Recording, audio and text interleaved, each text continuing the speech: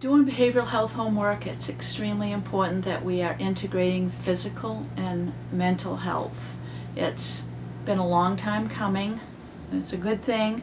We wouldn't be able to do that very effectively if we did not have HealthInfoNet. The nurse care manager looks at HealthInfoNet in a more technical manner, in the sense that she looks for tests, she looks for medications, she looks to see if what we have in our system matches what is on HealthInfoNet. She looks to see things like, when did they last refill.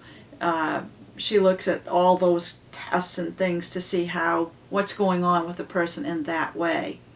The case manager a lot of times gets that information from her, and she says things like, it looks like that they haven't refilled their prescription. Maybe you need to check in with them and see what's going on with that. And then that's what they would do with it more. Or she would say, well, they've had this or that test, and they really need to be watching their diet much more closely. So then the case manager will be able to use that and talk to them about, well, you're going to the grocery store, what are you going to be buying, what do you think might help? So they use it in that way, in more of a teaching way, and how can they use it practically? With clinicians are having clinicians, when I say that, I mean like the therapists.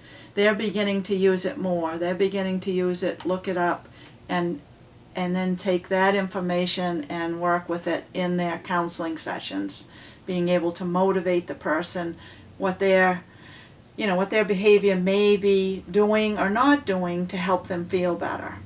Looking at how their weight or their diabetes or whatever may be affecting depression.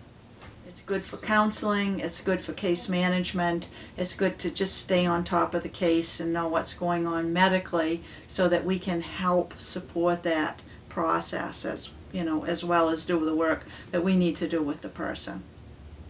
That's how we use HealthInfoNet.